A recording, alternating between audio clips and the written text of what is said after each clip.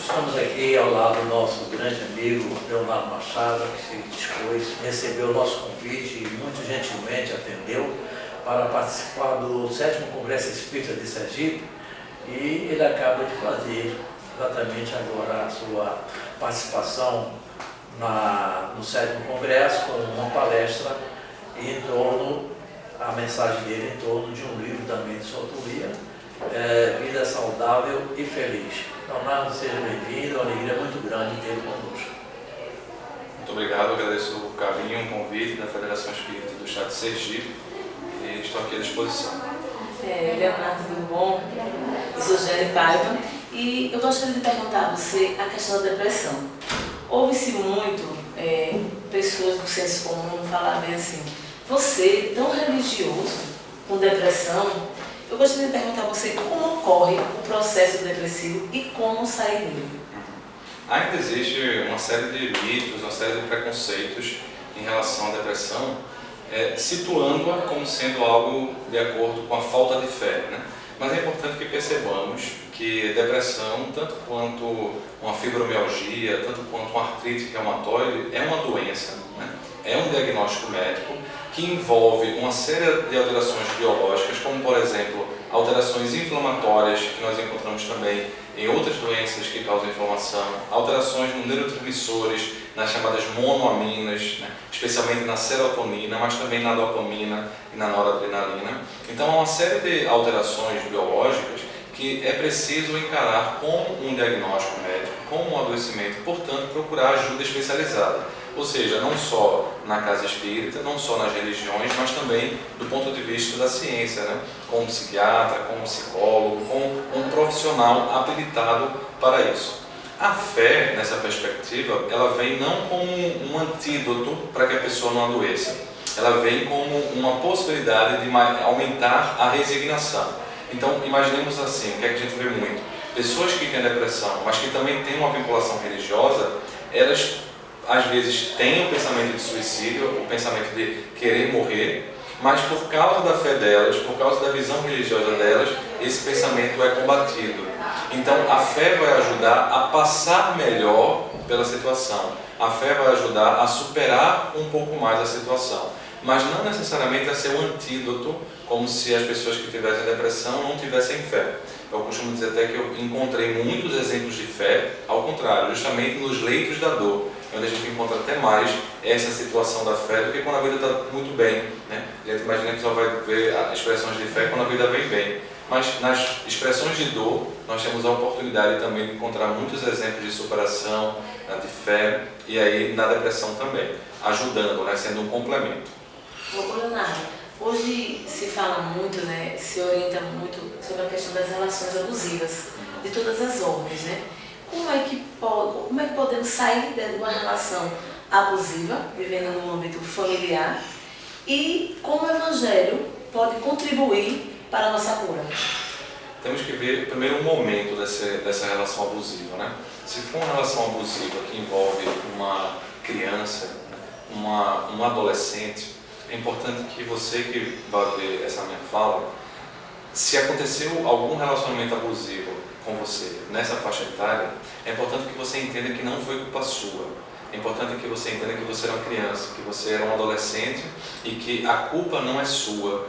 Porque é muito comum as pessoas que passam por essa situação, nessa faixa etária da vida, se culparem, porque achavam assim, poxa, eu dei cabimento, como se fala aqui no Nordeste, eu dei espaço, fiz algo que atraísse a pessoa. Não. Esse é um problema do abusador, da pessoa que tem essa relação, que faz essa relação abusiva. Como o Evangelho nos explica, todos somos filhos de Deus. E também a pessoa que abusa necessita também da nossa ajuda do ponto de vista espiritual. Mas, no entanto, é importante sabermos que nós vivemos em uma sociedade. E como vivemos numa sociedade, é preciso que a lei seja aplicada.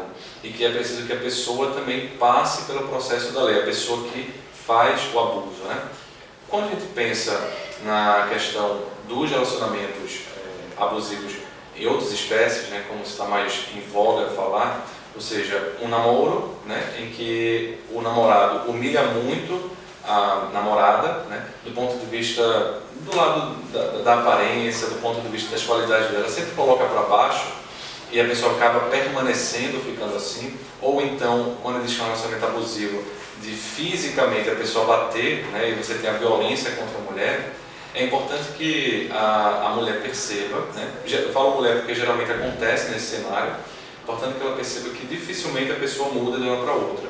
E é importante que ela tome medidas legais para se proteger, né?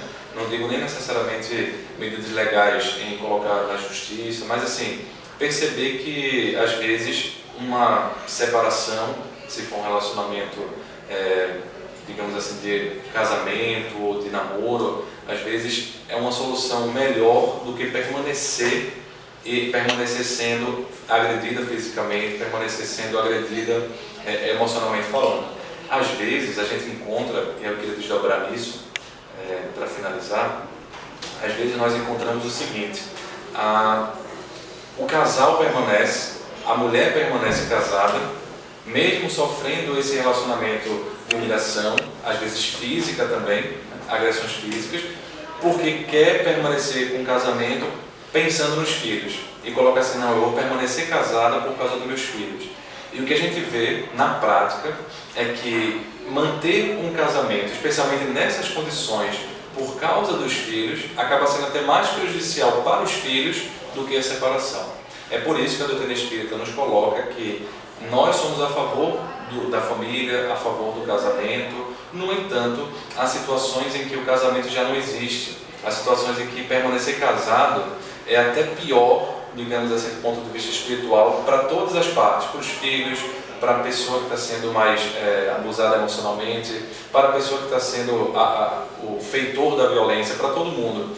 Então, o Espiritismo não tem uma indissolubilidade do casamento. Ao contrário, é possível haver sim a separação quando de fato essa já ocorria no dia a dia. E nenhum casamento permanece só por causa dos filhos. Eu encontro esses filhos no futuro dizendo assim: poxa, eu preferia que meus pais tivessem se separado, porque eu vivi um ambiente doméstico muito tumultuado, de muita violência. Então eu aprendi não como a amar, mas sim como a violentar emocionalmente os outros, ou pelo menos a como viver num ambiente de guerra, porque às vezes é verdadeiro ambiente de guerra familiar.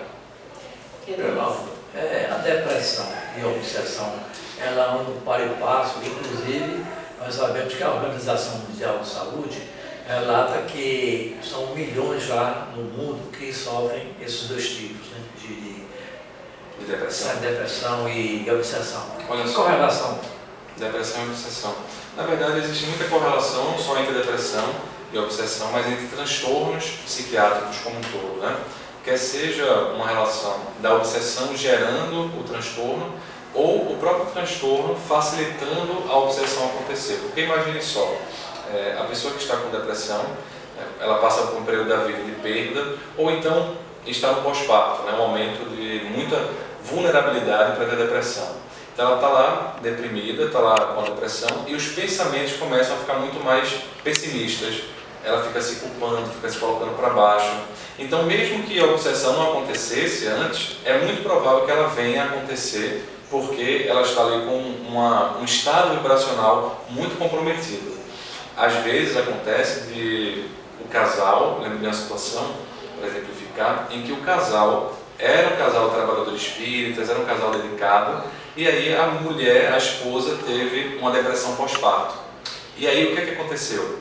Ela teve a depressão pós-parto, mas o caso dela não tinha influência espiritual, porque embora ela tivesse com as defesas psicológicas mais enfraquecidas e facilitasse a obsessão, ela tinha o mérito de já ter tido a vida assim dedicada, uma vida equilibrada, e o seu marido também. Então, os benfeitores estavam apostos na casa com mais presença, evitando que aquele quadro se agravasse com uma obsessão. Porque o que a gente vê, quando você tem uma obsessão junto, às vezes o quadro fica mais grave, fica mais refratário ao tratamento convencional. E aí você precisa aliar as duas situações. Então, acaba sendo, como eu digo, uma via de mão dupla, né? Tanto causa quanto efeito.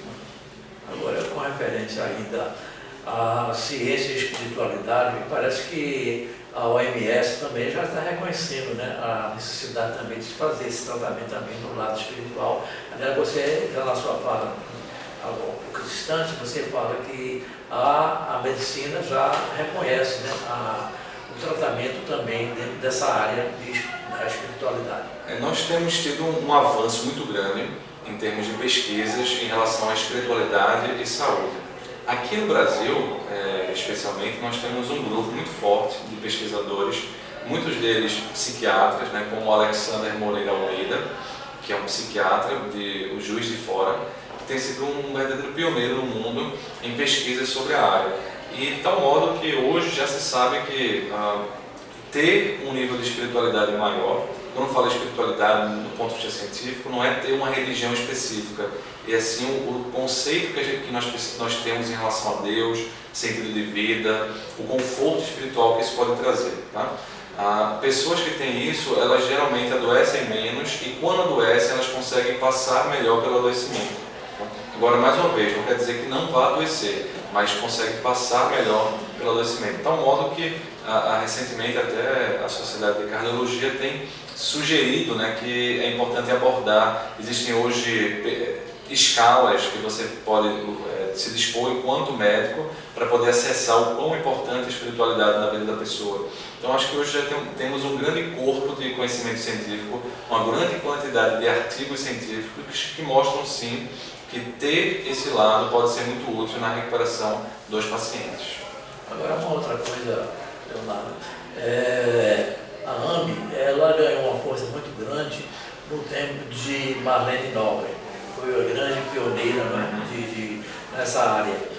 Como é que está a AME na atualidade? Inclusive, ela tem também ramificações em outros países, né? A AME é a Associação Médico Espírita, né? Isso. Então, na Associação Médico Espírita é um grupo de pessoas, né, vinculadas à medicina, de médicos geralmente, mas não só médicos, você tem outras especialidades vinculadas, que acabam tentando trazer um pouco mais esse lado científico. E de fato tem se expandido muito, acho que quase todos os estados brasileiros hoje têm as suas AMEs. Lá em Pernambuco nós temos a Associação Médico Espírita do Estado de Pernambuco, que eu, quando era estudante de medicina, né, a própria Marlene Nobre foi lá em Recife, e me conhecia e me convidou para ser um dos fundadores. Então a gente fundou junto com a Rosane, que é uma trabalhadora valorosa, que continua até hoje na direção da casa, né, na verdade da Associação Médico Espírita de Pernambuco. Então eu era estudante de medicina quando estava lá fazendo. Então hoje você tem encontros, você tem Medinesp, você tem uma série de atividades, encontros internacionais. Inclusive estão também pesquisando na área científica, não dentro da AME necessariamente, mas dentro das suas universidades, né? Porque o objetivo também não é só trazer a interface para o movimento espírita, mas o outro objetivo é fazer com que a própria academia possa também ver esses estudos. Então acho que tem crescido muito, né? Tem tido um crescimento exponencial. E Vida Saudável e Feliz, como foi que surgiu esse livro? Pois é, temos 2 livros aí que vão ser publicados pela Federação Espírita Brasileira, né? Esse que o senhor está falando, que é Vida Saudável e Feliz, que foi publicado ano passado, em que nós tivemos a vontade de escrever sobre prevenção.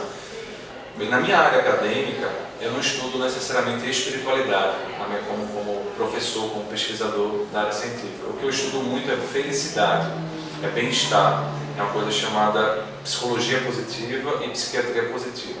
Tem conceitos em comum, que é como gratidão, como essas áreas podem também afetar a saúde. Então, pode fazer interfaces, mas não é bem espiritualidade. Pois bem, por que eu estudei isso? Por que eu estudo isso? Porque um dos grandes pontos que eu considero importante é não só tratar quando a pessoa adoeceu, né? Mas também fazer uma prevenção, ou seja, antes mesmo da pessoa adoecer, o que a gente pode fazer do ponto de vista preventivo. Então esse livro, Vida Saudável e Feliz, foi uma tentativa de fazer uma prevenção com o Evangelho, ou seja, pegar passagens do Evangelho, pegar histórias reais e trazer do ponto de vista psicológico, né, do que é que o Evangelho pode nos ser útil do ponto de vista de prevenção em saúde mental. Por isso, Vida Saudável e Feliz, Evangelho de Jesus e Saúde Mental. Outro livro que vai ser publicado agora em outubro, mais ou menos dia 20 de outubro, aí é falando um pouco mais das causas do adoecimento psiquiátrico, que vai ser transtornos psiquiátricos num olhar médico espírita. Então foi mais um falando mais sobre o adoecimento em si e o outro tentando falar antes do adoecimento. E esse sobre Sócrates? Sócrates foi foram 2 livros que eu escrevi, né? Um livro chamado A Sabedoria de Sócrates, que foi publicado em 2008, salvo engano, já faz um tempo agora, né? Já faz 11 anos. Né? Isso. Então foi em 2008, pela editora ID, em que eu analisei o livro Fedro, de Platão, e trouxe uma análise sobre como a filosofia socrática se assemelha ao espiritismo, ao evangelho. E aí, alguns anos depois, acho que uns 4 anos, 2012, salvo engano, nós publicamos um complemento desse livro, mas em outra editora, a editora da Federação Espírita do Rio Grande do Sul, que foi chamado Os Últimos Dias de Sócrates, em que na primeira parte a gente fez um pequeno romance contando para as pessoas que não conhecem o final da vida de Sócrates, baseado principalmente em 3 diálogos de Platão, que é o Banquete, que narra, na verdade o Banquete não, a Apologia, que narra a execução, né, de Sócrates e a defesa de Sócrates, depois o Criton, que narra Sócrates na cadeia, na prisão, e o Fédon, que narra os últimos instantes de Sócrates na prisão. E depois eu faço a comparação com a Kardec, com Jesus, né, dos pontos, mas também comparei com o budismo, com o hinduísmo, tentando ver o que é que havia em comum nessas visões de mundo. Né, porque o outro lado que eu gosto muito é a filosofia, embora não seja filósofo oficialmente, né, nos dias de hoje, certamente eu teria mais medo de escrever sobre filosofia, mas enfim, era mais jovem escrever, mas o pessoal gostou. Acho que o objetivo foi atingido. Queremos te agradecer, Leonardo, pela sua contribuição, as informações, os conhecimentos, e aguardando você mais uma vez em Sergipe. Seja sempre muito bem-vindo. Eu que agradeço, deixo um abraço aqui aos amigos sergipanos, aos amigos espíritas, agradeço o carinho e o convite. Nós queremos, inclusive, desejar a você uma feliz viagem de retorno, leva o nosso abraço para os familiares e também para a turma boa lá de Recife, viu? A Federação Espírita Pernambucana. Pernambucana, isso aí, tá bom.